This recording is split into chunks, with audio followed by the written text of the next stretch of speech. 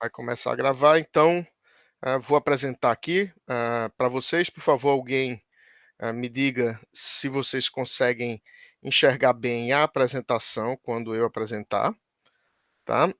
Ah, Vocês estão enxergando a apresentação? Tá, joia aí. Eu Perfeito, tô vendo nos seus demais. tá ótimo. Então, vamos dar início, né, a esse ciclo, de conversas. E hoje, né, o tópico que a gente vai conversar é sobre a comercialização de colônias de abelha sem ferrão, né, os desafios e potencialidades da comercialização de colônias de abelha sem ferrão, que é algo muito, muito, muito importante. Tá? Então, agradecendo, né, as entidades e as instituições, né, que nos apoiam, tá? Então, fazendo também uma propagandinha do Espaço Asa, tá? Então, sigam o Espaço Asa lá no Instagram. A gente sempre está, né, mostrando as atividades que a gente tem desenvolvido lá. Bem, né, a meliponicultura, né, é a criação racional, né, dessas abelhas, é uma atividade milenar. Então, as abelhas sem ferrão, né, são esse grupo extremamente conspícuo, né, de animais que a gente, né, chama vulgarmente de abelhas indígenas sem ferrão ou abelhas sem ferrão, que são esses animais com o ferrão atrofiado, essa linhagem de abelhas com ferrão atrofiado, e que perderam a capacidade de utilizar esse ferrão.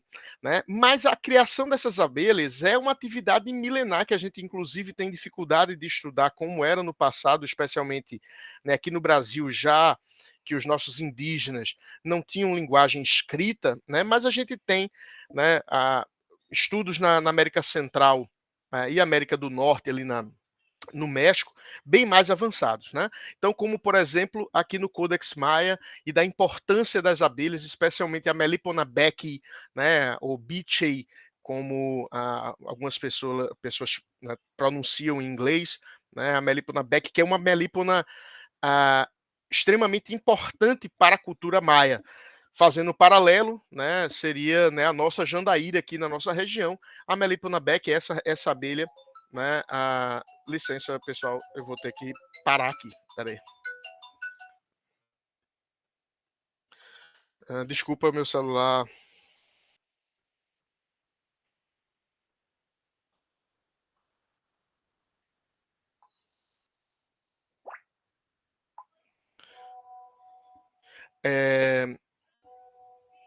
Deixa eu só ver aqui o que foi. Foi minha mãe? Não, foi minha mulher. Tá. Não é porque minha mãe telefonou para minha esposa e eu não, não, não atendi. Mas tá bom. Então, bem, voltando, recapitulando, então, lá, né, no México, a Melipona beckii é, né, uma melipona extremamente importante, tá? Continua até hoje e já vem desde essa cultura, né, maia, né? Inclusive com estudos lindos e maravilhosos do professor Dirk Koodan, que vocês conhecem, né, aqui na UFESA, desvendando inclusive a forma, né, da linguagem escrita dos maias, né, entendendo, por exemplo, né, que alguns símbolos, como esse aqui, por exemplo, que eu mostro para vocês em destaque, tá? O apontador aqui a laser, né, o apontador aqui em destaque, por exemplo, que esse símbolo muito provavelmente significa o zero, né? Uma vez que é um ideograma da abelha rainha decapitada. Então a gente sabe, né, que quando as princesas, né, nascem, a maior parte das princesas dentro de uma colônia de Melípona, a rainha, as princesas são decapitadas, né, pelas operárias, numa atividade comum, já que tem rainha. Quando a rainha não está presente na colônia, essas princesas aí então vão tomar lugar dela. Já aqui no centro do slide a gente vê o que a gente chama de coletor de mel. É uma pintura rupestre lá da Serra da Capivara e de um sítio arqueológico em torno de 12 mil anos. Né? Muito provavelmente essa pintura, né, representa a coleta de produtos de um ninho de Trigono spinipes, tá? Já que naquela época a Apis ainda não tinha sido introduzida em nosso território. Então, eu particularmente gosto muito desse desenho, né? E tenho pratos, né, comprados que eu comprei lá na Serra da Capivara com esse desenho, porque a gente também tem que valorizar isso. A meliponicultura, então, né, é uma atividade extremamente plural. Plural de atores animais e plural de atores humanos, né, já que a meliponicultura é feita por humanos. A criação de abelhas sem ferrão é feita por pessoas, tá?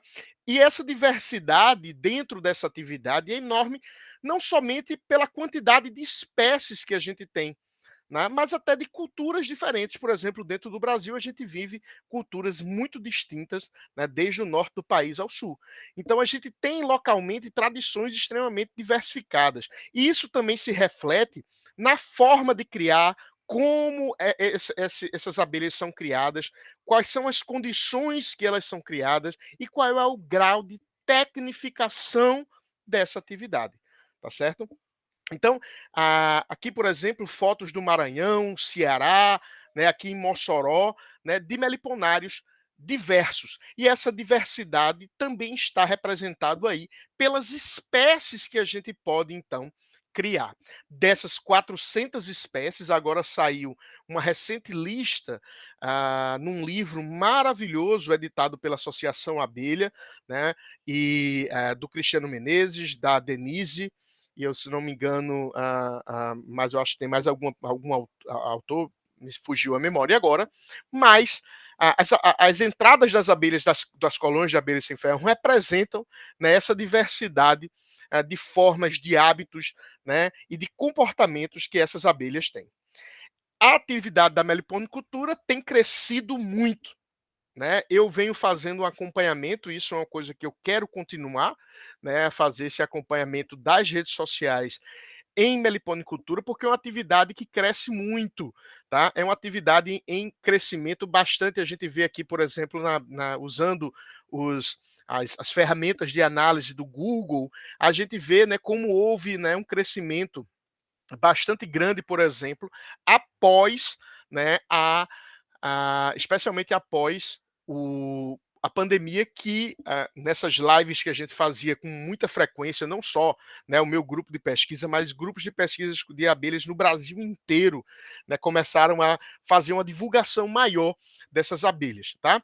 Também se reflete no número de publicações, né? Então a gente vê no início do século uma quantidade muito pequena de publicação, e esse número de publicações cresce e continua crescendo ao longo dos anos. A valorização dos produtos da meliponicultura é muito forte, as leis que estão sendo implementadas pelos estados, já que a lei nacional ela indica que, ou obriga que cada estado brasileiro tenha sua lei própria.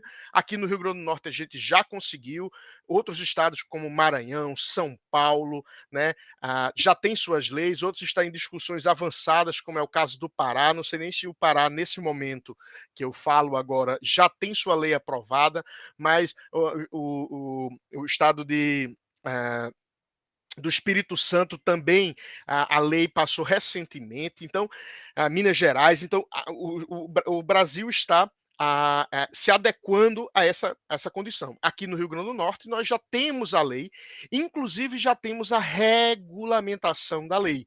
Um estudo que foi feito pelo grupo da professora Vera desde 2011, 2012, né, com o professor Micael, né, e vários atores e alunos que participaram dessas atividades, o Ulisses, o Rodolfo, né, tiveram muita importância nisso, que vem ali a discussão do surgimento, né, da criação da AMEP, né, da Associação de Meliponicultores e Meliponicultoras Potiguar, em 2016, dessa discussão e desse diagnóstico, e depois, né, com os trabalhos para, né, a criação, e aí a AMEP, né, tem uma força muito grande, porque ela, né, foi o ator político que conseguiu, então, né, unir pessoas para que a gente tivesse a lei estadual, claro, com parceria da universidade, das universidades aqui do Rio Grande do Norte. Tá? Então, é uma atividade que cresce exponencialmente. No YouTube hoje, né, são mais de 500 canais que falam de abelhas sem ferrão, né, com alguns com mais de 140 mil inscritos e 100 milhões de visualizações, né, somando os principais canais. Veja que em 2018 era somente 130 canais e o maior tinha aí 5.000 inscritos. Hoje, né, se a gente refizer essas contas, com certeza aí a gente vai ter muito mais do que isso. Mas a gente tem que pensar, né? A gente pensa criação de abelhas, é uma atividade sustentável, e aí a gente tem que pensar o que é de fato sustentabilidade. Tá? Então, sustentabilidade é um conceito que não é um conceito tão trivial quanto normalmente as pessoas acham que é. O conceito de sustentabilidade, ele engloba, né, o que a gente chama de socialmente justo, economicamente viável e ecologicamente correto. Tá? Então, a criação de todo animal, em teoria, deveria estar nesses tripés. Entretanto, a gente sabe, como por exemplo a criação de gado, um emissor importante de gases de efeito estufa, né, destruição de floresta para a construção de pastagem, etc., que não é. E da mesma forma, a criação de abelhas sem ferrão, ela deve seguir esse tripé. Uma vez que as abelhas, né, a gente, para criar abelhas, a gente precisa da biodiversidade para que essas abelhas possam comer, já que as abelhas são herbívoros de pólen e se alimentam de pólen para proteína e de néctar para energia em flores. E quanto maior a diversidade dessas flores, maior será a quantidade de alimento e de maior qualidade, que é muito importante, a gente tem visto nos nossos estudos, que a qualidade alimentar das abelhas é muito importante. Tá? Então, elas fazem o serviço ecossistêmico de polinização, é um serviço ecossistêmico chave, né? É um serviço muito famoso, né, por ser um serviço de abastecimento, já que é um serviço ecossistêmico de abastecimento porque produz frutos e sementes para a alimentação humana, e é por isso que a gente diz que da importância das abelhas para a segurança alimentar planetária, tá certo? Mas ela também tem, né, a sua importância dentro do papel regulador, dentro do papel de suporte e dentro do papel também dos serviços culturais. Já que, por exemplo, aqui no Rio Grande do Norte, a gente tem uma cultura muito arraigada de criação dessas abelhas. E a Jandaíra é um exemplo disso. O padre, né, o Monsieur Alberto Bruni, uma pessoa extremamente importante que se comunicava com o Dr. Paulo Nogueira Neto e com o Dr. Kerr ainda nos anos 60, 50 e 60, né, que teve aqui em Mossoró sua base e fez com que Mossoró hoje seja uma das cidades brasileiras com maior número per capita de criadores de abelhas, sem ferrão. Tá? Então, Mossoró é um polo que a gente tem que, como moçoroenses, né, ou de coração, ou, né, por circunstâncias, né, ou fisicamente, a gente tem que valorizar isso. Entretanto, a criação de abelhas sem ferrão, ela também pode ser uma atividade sem qualquer sustentabilidade. Tá? Se as pessoas vão ao mato e tiram os ninhos e vendem, por exemplo, que é uma atividade infelizmente bastante comum. Se as pessoas, por exemplo, translocam abelhas de um lugar de ocorrência para o outro, né? Se as pessoas adensam demais abelhas em determinadas áreas, tá? Mas a gente tem que pensar nisso. A gente tem uma série de oportunidades, né, na criação de abelhas sem ferrão. E a primeira oportunidade que a gente vislumbra é a oportunidade da quantidade de espécies diferentes. Cada espécie vai ter, por exemplo, o seu sabor de mel característico, né? A gente tem essa diversidade de sabores de meles ou méis, como queira chamar, e que cada espécie de abelha tem sua peculiaridade. E dentro da peculiaridade de cada mel, a gente ainda tem as sazonalidades daquele mel, a gente ainda tem as peculiaridades de florada microrregional daquele mel, e que a gente pode transformar o mel de abelha sem ferrão num manjar, como é, por exemplo, vinhos, com denominação de origem. A gente apresenta, então, um produto de altíssimo valor agregado, né? Que é o mel de abelha sem ferrão, que hoje já custa de 10 a 20 vezes mais caro do que o mel de Apis mellifera, mas a gente ainda pode valorizar mais ainda esse produto. Né? É uma atividade E é claro, essas oportunidades dependem de como a gente vai gerir essa atividade zootécnica no futuro, né, no presente para o futuro, tá certo? É uma atividade de impactos mínimos, claro, quando bem praticada, quando praticada dentro do que é conhecido na ciência, levantando, né, dentro das hipóteses que a gente tem ah, visto que são verdadeiras, né, dentro do fazer científico, tá?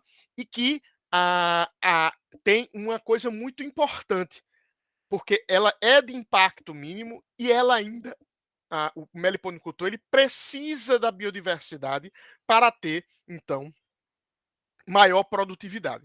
Então, além de gerar impacto mínimo, na verdade, ele gera improve ambiental, aumentando outros serviços ambientais.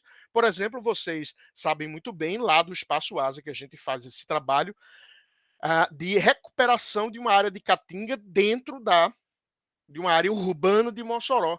E que não é somente as abelhas que ali estão, que estão se dando bem ou melhor naquela situação. Mas a gente vê a quantidade de pássaros que está aparecendo, a quantidade de lagartos, né, de mamíferos diferentes e etc. Então você vai gerando oportunidades de outros organismos ali estarem, tá certo? É um mercado em expansão, a gente ainda tem maior demanda, né, do que produto no mercado em abelha sem ferrão, tá certo? Então a gente, tendo mel, a gente vende esse mel. Eu não sou, vocês sabem muito bem, eu não sou um grande comerciante, tenho dificuldade de vender, mas quando tem uma pessoa que tem um traquejo melhor e etc., facilmente vende esses produtos com valores realmente bem expressivos e que gera, né, oportunidade de renda. E aí a gente vai buscar isso para, né, os pequenos, né, porque a gente trata a meliponicultura como uma atividade extra dentro da propriedade. As propriedades de agricultura familiar, né, tendo uma diversidade de atividades lá dentro para a gente não ficar dependente de uma única atividade. Então a meliponicultura ela vem como atividade agregadora dentro das propriedades de agricultura familiar. É claro que a gente pode ter outras abordagens, como a abordagem de hobby, por exemplo, mas essa abordagem mais forte, né, das nossas pesquisas, uma vez que ela é uma atividade muito fácil de aprender, o investimento inicial é muito baixo e para famílias de agricultores da agricultura familiar há um aumento expressivo da produtividade dos produtos da propriedade, né? Então, por exemplo, né, o caso das espôndias, tá? A gente vai iniciar um estudo, tá? Que a gente vai testar a hipótese de que a gente criar abelhas sem ferrão nas propriedades onde há exploração, seja a exploração agrícola ou a exploração, né, por coleta na natureza de frutos de cajá, cajarana, umbu e etc., a gente vai, né, testar a hipótese de que criar abelha sem ferrão aumenta a produtividade. A gente sabe disso para várias outras culturas, mas uma cultura que é importante aqui na nossa região, que é a cajarana, o umbu, né, a gente vai fazer esses testes aí com o trabalho futuro. Entretanto, a gente tem um problema, né, que é o meliponicultor que quer colecionar. Então eu não chamo esse cara de meliponicultor. Por quê? Porque a coleção de abelhas, ela se faz na universidade. Ela não se faz como a gente tem, por exemplo, um orquidário, né, uma coleção de orquídeas. A orquídea, então, sempre algumas pessoas vêm com essa crítica, né? Ah, não, mas a gente pode criar orquídeas, pode criar de todo jeito, assim, e os pesquisadores não querem que a gente crie várias espécies de abelhas sem ferrão. Não é isso. Eu quero que a quantidade de pessoas que criem espécies de abelhas sem ferrão aumente, mas eu quero que as pessoas criem as espécies da sua região. Porque não é colecionismo. As abelhas sabem voar. É diferente de uma orquídea. As abelhas voam, as abelhas invadem áreas. Os machos atrapalham os outros machos que estão querendo ali copular. Então, há o problema da hibridização entre espécies próximas, há uma série de problemas.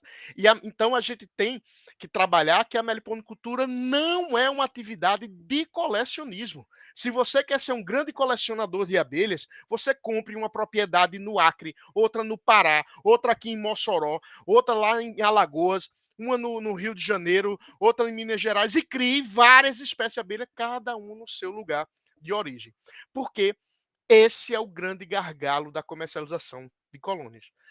Uma das atividades que mais gera dinheiro na meliponicultura é a venda de colônias para meliponicultores iniciantes.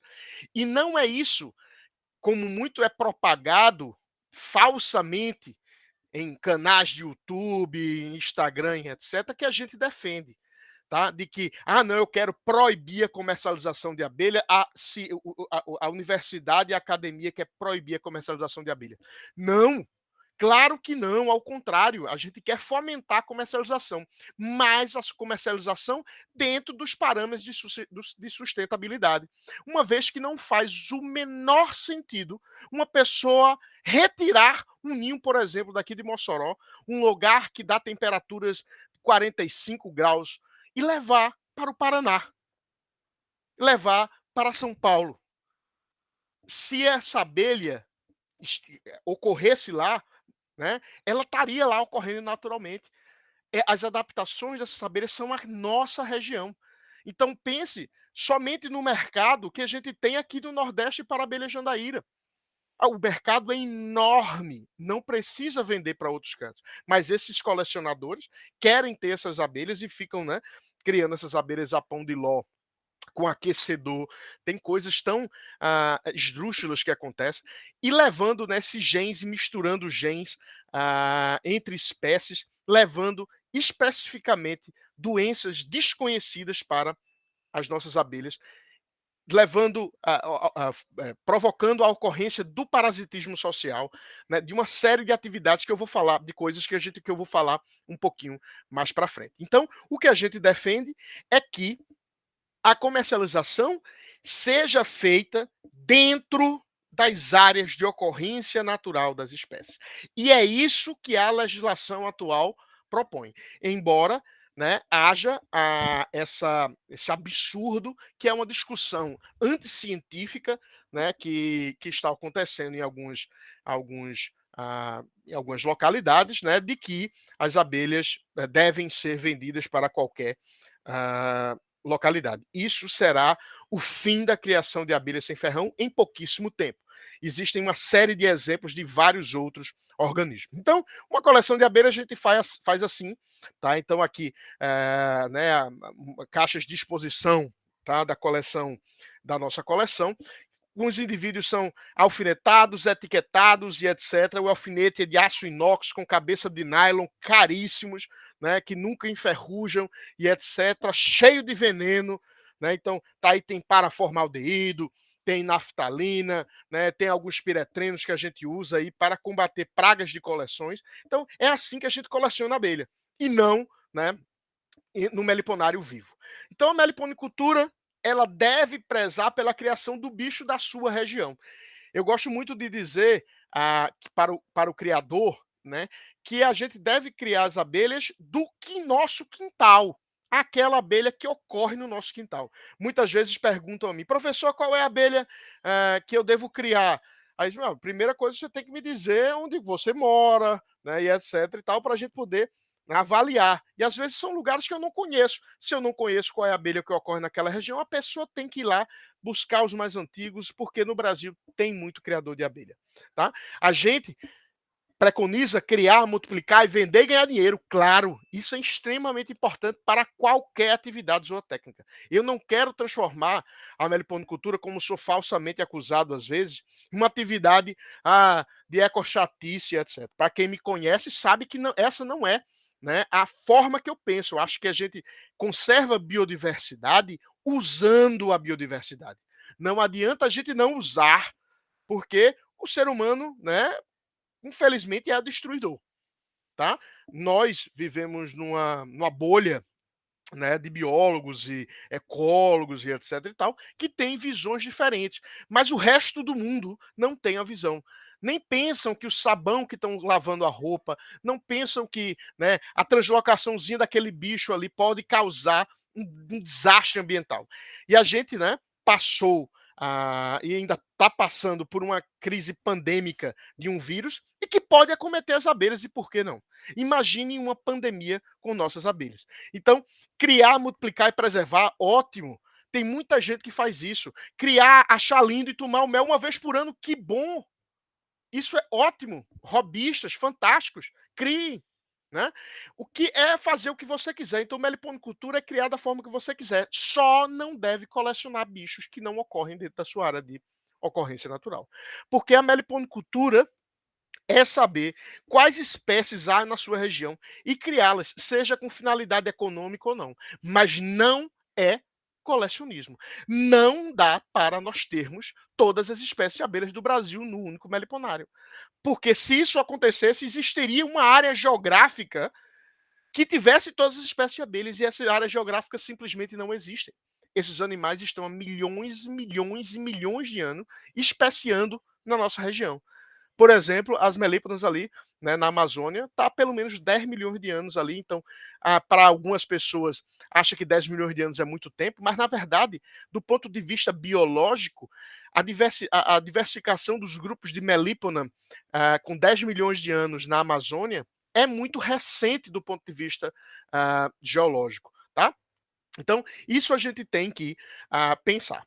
Tá? A gente tem uma quantidade muito grande de evidências científicas contra a translocação. Tá? É claro que a primeira, quando vem essa discussão de alguns criadores, vem essa discussão de não, mas o grande problema das abelhas, de fato, é a queimada e a derrubada da floresta. É claro, está aqui a exploração e a degradação e mudança de hábitat para toda e qualquer espécie, né? Ela é o grande, inclusive para a nossa, viu? É o grande gargalo, né? É o grande destruidor. Entretanto, a gente tem que pensar aqui que a gente vai ter as mudanças climáticas, na verdade, já estamos tendo as mudanças climáticas, e as abelhas sem-ferrão são e podem se tornar espécies exóticas invasoras. Mas como assim, professor? As abelhas não são nativas do Brasil? São, mas o Brasil não é somente Caatinga, somente Floresta Atlântica, somente Amazônia. Na verdade, dentro de cada um desses ecossistemas, ou como queira a lei brasileira, biomas, a gente tem unidades fitogeográficas, né, diferentes. Né? A caatinga aqui de Mossoró é diferente da caatinga, por exemplo, lá de Serra Talhada. Muito diferente, tanto que nem as espécies ocorrem lá em Serra Talhada, não ocorre jandaíra. A abelha que ocorre aqui em Mossoró. Lá em Serra Talhada é outra abelha, lá é Vale do São Francisco, lá é abelha mandaçaia, né? A Melipona mandaçaia, tá? Então, a gente também tem que pensar nesses 2% aqui, ó, que são as doenças. E esse é um tópico que eu tenho trabalhado especificamente nos últimos anos. Então, e aí a gente vai falar um pouquinho sobre doenças, né, mais para frente. Mas a destruição de hábitat é, claro, né, de longe, né, é o pior efeito. Né? Então a gente tem, por exemplo, essas bolinhas que muita gente acha lindo e maravilhoso e etc. Né? Quando andam de avião. Na verdade, isso aqui são hábitats totalmente modificados, tá? De vegetação suprimida para agricultura em pivô central. Tá? Então, isso aqui são monocultivos, tá? Monocultivos, e que para monocultivo, para abelha, é um problema muito grande. A carvoaria, e aí eu chamo a atenção aqui da nossa região Caatinga, né, da Caatinga, a carvoaria e a exploração de madeira de forma geral ainda é um problema muito sério. Né? A principal fonte energética da Caatinga ainda é lenha, tá? Então a gente tem esse problema muito sério. E a exploração das árvores, que são as principais espécies utilizadas pelas abelhas para a nidificação. Seja, né, em artesanato, tá? Seja para fazer cerca, por exemplo, então isso aqui é uma foto do seridó, seja a exploração dos ninhos na natureza. praticamente toda árvore em umburana que eu vejo tem um ninho de abelha que foi morto por alguém. Isso é muito triste, né? E ainda tem os criadores de abelhas sem ferrão que vão ao mato e removem esses ninhos e levam para casa. Dizer que essa atividade, então, é uma atividade sustentável? Não há, não é. Então a gente vem fazendo, já diminuiu muito, né? Esse cenário aqui já diminuiu muito, tá? Mas era o cenário normal que a gente via quando a gente visitava criadores de abelhas sem ferrão no início, na década passada, aqui em Mossoró. Ainda é uma realidade relativamente comum, mas diminuiu bastante. Hoje a gente tem, então, uma consciência muito maior de que a gente não deve ir ao mato tirar abelhas, tá? Claro, nas áreas de supressão, tá? Então vai fazer um parque eólico, por exemplo, e etc. Essas abelhas devem e têm que ser removidas, tá? Então a discussão, inclusive, com o IDEMA do que fazer com essas abelhas, embora nós temos legislação aqui no Rio Grande do Norte para isso, né? Então, só um minuto, daqui a pouco eu respondo perguntas, tá? Então, cada espécie, tá certo? Ela tem a sua distribuição geográfica determinada a partir de milhões de anos de evolução. Então, as abelhas sabem voar. Se ela não está em um determinado local, ou foram localmente extintas, ou não era para essas abelhas estarem lá, tá? Um exemplo, né, são as nossas queridas partamonas, as cupiras, né, e afins. Por exemplo, aqui tem um mapa de distribuição geográfico, tá, de uma publicação da professora Silvia Pedro e do professor Camargo, tá, de 2003, tá certo? E a gente continua a gerar esse tipo de mapa até hoje, e que a gente vê, por exemplo, né, a área de ocorrência da Partamona aile, a área de ocorrência da Partamona seridoensis, ou da Partamona litoralis. É claro que existe algumas regiões, né, de interseção natural dessas áreas de ocorrência. Mas cada uma dessas áreas de ocorrência, né, elas têm as suas particularidades. Tá certo? Então, é muito difícil que muitas espécies do mesmo gênero ocorram na mesma área de ocorrência. Muito difícil mesmo. E isso aqui, né, um gênero relativamente bem estudado, para gêneros menos estudados, como por exemplo o gênero Melipona, né, que a gente desconhece muito mais as áreas de ocorrência natural, é bastante complicado. Outra questão são as mudanças climáticas. Nós desenvolvemos um estudo aqui no Rio Grande do Norte, fazendo previsões até 2070, né, mostrando que as áreas de distribuição natural das abelhas está mudando.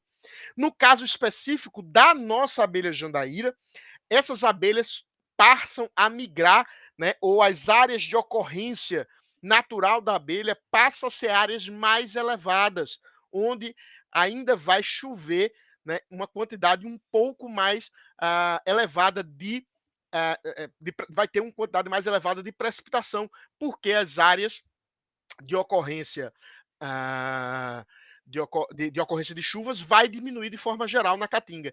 É alarmante ver, por exemplo, que aqui para 2050, que está daqui a pouco, tá? Aqui a região de Mossoró, que é a região mais quente, né? Veja esse ponto extremamente quente de ocorrência de jandaíra aqui na região de Mossoró, ele torna-se um ponto relativamente frio de sua ocorrência nos próximos anos.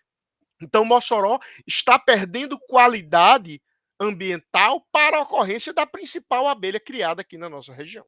Então, esse é um ponto bastante importante e isso é feito através de modelagem matemática. Além disso, a gente ainda tem as populações que são geneticamente adaptadas. Localmente, cada população de cada espécie de abelha ela tem suas adaptações locais. Esse é o trabalho do Rodolfo Jafé, do qual eu sou coautor, que a gente viu as populações de abelha jandaíra. Então eu corri o Brasil todo, o Nordeste todo do Brasil, atrás de abelha jandaíra. Onde tinha abelha jandaíra, a gente coletou. Lá desde o Maranhão até a Bahia, tá?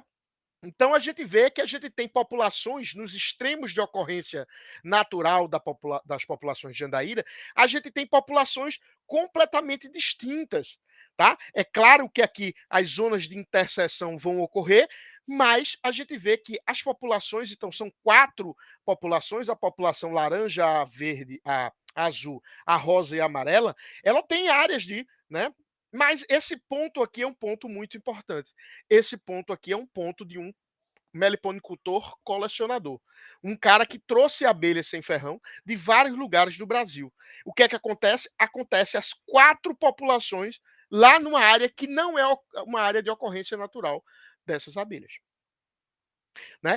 Ou seja, essa abelha que está aqui, mesmo se ela for voltada para as áreas de ocorrência natural da abelha jandaíra, o que é que acontece com essa colônia aqui? Ela vai levar genes não adaptados para a condição que a jandaíra está.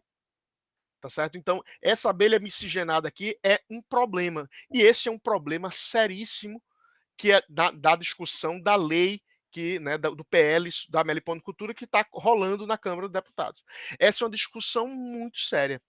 Uma discussão que tem impactos muito sérios sobre a atividade, que é o retorno, né, das abelhas para a sua área local,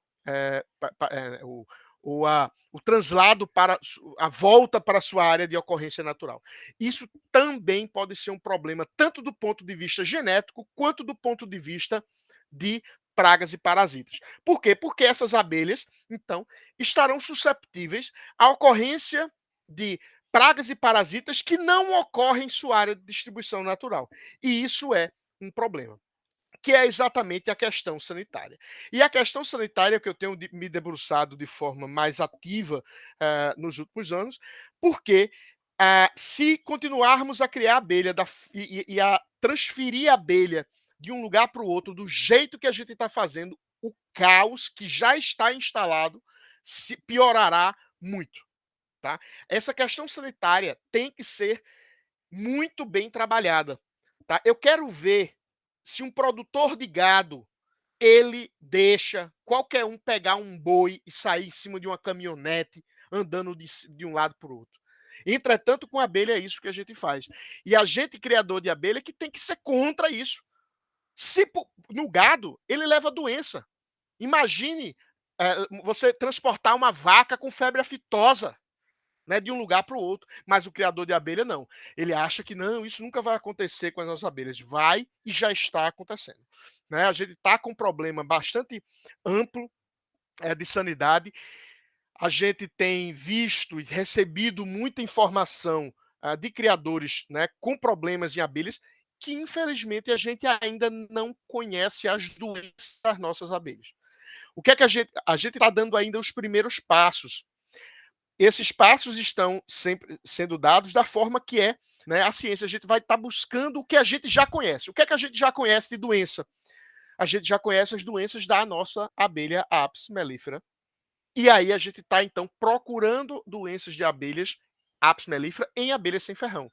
Esses animais estão separados, né, evolutivamente por mais de 35 milhões de anos, mas o que a gente tem identificado é que sim, doenças de Apis, elas estão ocorrendo em abelhas sem ferrão. E isso é um problema extremamente sério, porque quando você maneja abelhas sem ferrão fora de sua área de distribuição natural, você tem uma quantidade de alimento extra que você tem que dar à abelha muito maior. E normalmente essa quantidade de alimento extra que você dá à abelha são de produtos oriundos da apicultura. Tá certo? Outro problema que a gente tem trabalhado é exatamente com as modificações da microbiota intestinal dessas abelhas.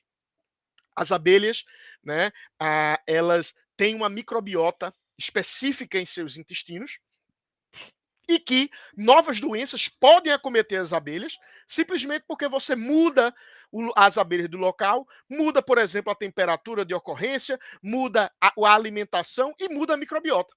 Para quem já teve a oportunidade de viajar para outros países, todo mundo sabe. A primeira coisa quando acontece quando a gente viaja para outros países é ter uma dor de barriga, porque ocorre, né? Então, a modificação da nossa microbiota e a gente vai ter, né, alguns problemas, tá? E a grande questão é de doenças que a gente não conhece. Por exemplo, aqui, essa caixa, né, de mandaçaia, uma caixa que estava perfeita, né, e de repente essa caixa, né, em pouquíssimos dias começou a definhar, surgiu um fungo e destruiu, né, a colônia. Essa jandaíra aqui, né, secou completamente os discos de cria, né, ou essa uruçu, né, que dá um fungo que quebra, deixa quebradiço a cera e leva a colônia a morrer, né. Problemas, que a gente não sabe, exatamente o que são, mortalidades bastante exacerbadas, de diversas espécies e muitas outras fotos e atividades que a gente tem atividades não, eh, notícias que a gente tem recebido, né, inclusive com o uso de redes sociais, etc. Então nossos estudos demonstram que há sim a modificação da microbiota desses ninhos. Nesse trabalho feito em cooperação com o grupo da professora Karen Hag, do Rio Grande do Sul, a gente mostrou exatamente essa modificação da microbiota na principal espécie de abelha criada no Rio Grande do Sul. E a gente está fazendo isso para a jandaíra, está fazendo isso para a uruçu. Tá? Ainda vai demorar algum tempo para esses trabalhos saírem, mas a gente também os nossos dados mostram que há essa modificação da microbiota. Para a uruçu nordestina, né, quando a gente tem a área de ocorrência natural da uruçu nordestina, a gente vê que ela tem então uma riqueza de espécies bem determinada e que se modifica em áreas de não ocorrência natural da espécie. Mossoró não é uma área de ocorrência da uruçu nordestina, não é. É uma área de caatinga, a uruçu nordestina é uma abelha de floresta atlântica, tá? Então, o comércio das abelhas tem que ser muito bem regulamentado. Ele tem que ter uma regulação muito bem feita e ela é urgente e necessária e visa não somente conservar as espécies, mas também a identidade dos produtos por elas produzidos. E aí é uma pergunta que eu sempre faço aos criadores: se mel de jandaíra do Sudeste é mel de jandaíra ou não? Se lá no Sudeste não ocorre uma planta que ocorre aqui na Caatinga, né? Que naturalmente a jandaíra faz mel. Tá? Então a resposta não é fácil, tá? Porque do ponto de vista biológico, etc., seria. Mas do ponto de vista econômico, para o produtor de mel de jandaíra do Nordeste, ele será prejudicado. Da mesma forma, se a gente descobre uma abelha, alguém descobre uma abelha lá do Sudeste e traz para cá e ela se dá muito bem, da mesma forma que o meliponicultor do Sudeste será prejudicado. Tá? A gente perde essa possibilidade de origem controlada. Tá? E isso é o que, por exemplo, o champanhe é. Champanhe lá, né, na França, só, né, produz, só pode dizer é champanhe se for da região de Champagne, tá? Lá na França. Se não for, não é champanhe, é espumante. Você pode até chamar de champanhe se você quiser, mas no rótulo não vai ter, tá? Então isso a gente não pode permitir. Tem um trabalho muito importante do Antônio Carvalho que saiu em 2022, que houve uma discussão bastante grande, né? E que demonstra esse comércio absurdo feito pela internet, né? De discos e de ninhos de abelha sem ferrão, né? Transportado por transportadoras de forma ilegal, pelos correios de forma ilegal, discussões, preços, né, absurdos, né, e valores monetários gigantescos que esse comércio tem, né? Que por isso a gente precisa pensar muito bem, tá? Uma das coisas né, que a gente tem trabalhado e a gente já viu, né, desde os trabalhos que a gente desenvolve aqui em Mossoró desde 2017, é que quanto maior é a qualificação do criador, melhor é a atividade que ele desenvolve, maior a quantidade de dinheiro que ele ganha, né? Maior é a quantidade de mel que ele extrai, maior é a produtividade que ele tem. Então, é o que a gente chama de status de qualificação. Quanto maior, né, é a qualificação da pessoa, maior é o status da atividade. E é isso que a gente tem que fazer e a gente luta diuturnamente para que os criadores melhorem a qualidade da sua criação. Tá? Então, o ecologicamente correto pode, embora seja bastante difícil dizer para uma pessoa leiga que não entende, né, dos diversos pormenores da ecologia, né, do estudo ecológico, o que significa dizer, mas né, o conhecimento científico, ou seja, a ciência, é basilar para o entendimento do que seja ecologicamente correto. Não é a opinião pessoal ou a opinião de um meliponicultor que rege. É o consenso científico. É as evidências científicas que a gente tem. E as evidências científicas são extremamente amplas contra a translocação de abelhas sem ferrão. Tá? É claro que o conhecimento científico ele é dinâmico e as hipóteses mudam ao longo do tempo. Né? E aí, nesse caso, a gente deve utilizar o princípio, inclusive constitucional, o princípio chamado de princípio da precaução. Esse princípio, né, ele é um princípio que visa sustentar, basilar do conceito de sustentabilidade, que é atender às necessidades do presente sem comprometer a possibilidade de gerações futuras de terem as suas próprias necessidades, né, de perderem essas necessidades. Então, né, se a gente hoje cria abelha sem ferrão lá, porque eu gosto e etc e tal, e vai comprando abelha e trazendo, de repente traz uma doença, as abelhas todas morrem de uma vez só, cria-se uma pandemia para abelhas, por exemplo, tá? Isso você tira, né, a possibilidade da geração futura de ter essa atividade, de ter, por exemplo, de provar o mel de abelha sem ferrão. Isso já aconteceu, minha gente, para diversos grupos. Né? Por exemplo, eu sempre gosto de dizer, eu sou pernambucano e na minha família a gente gosta muito de comer, gostava muito de comer gaiamu, tá? Gaiamu, se você não comeu, não come mais, infelizmente, porque o animal entrou para a lista dos animais ameaçados de extinção e acabou-se. Né? A gente caçou os animais até praticamente serem extintos. Então, a gente não dá mais a possibilidade do meu filho, por exemplo, provar um gaiamu. Né? Porque ele não pode mais comer um animal. Porque ele simplesmente não existe. E eu não quero que isso aconteça com as abelhas sem ferrão. Tá? Então, a meliponicultura é uma atividade correta, ecologicamente correta? Se ela é praticada com impacto mínimo. Ela é economicamente viável? Sim. Há vários exemplos aí muito bem sucedidos. É socialmente justa? Sim. Se a legislação não favorece somente algumas pessoas. É culturalmente aceita? Sim. Não há implicações culturais, desde que respeitadas as peculiaridades locais. Tá? Então, isso é muito importante.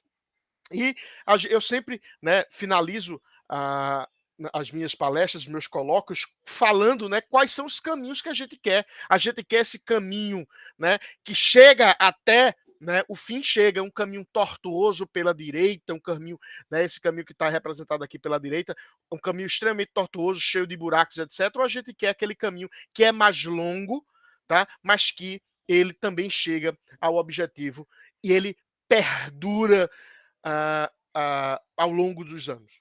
Tá? O caminho tortuoso é o caminho da destruição. Tá? O caminho mais longo é o caminho, né, mais sustentável. E a gente tem que pensar, dentro do desenvolvimento da meliponicultura, no associativismo. Tá? O associativismo é uma alternativa necessária, extremamente viável, tá? Para a atividade, e localmente, né, a gente defende a venda de colônias para um raio de até 350 quilômetros da sua área de ocorrência, né, de onde você está.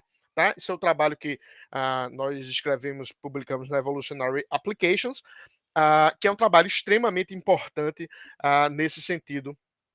Tá? Porque a gente pode ter, então, valorização de produtos das abelhas sem ferrão, capacitação, né, para a produção de produtos de altíssima qualidade, né, com controle de qualidade, com todas as demandas de boas práticas possíveis, rotulagem de produtos, o slow food está aí, né, é uma rota alternativa muito viável, transformar mel de abelha sem ferrão igual a queijo, a vinho, como é agora o vinho, o queijo da Serra da Canastra, por exemplo.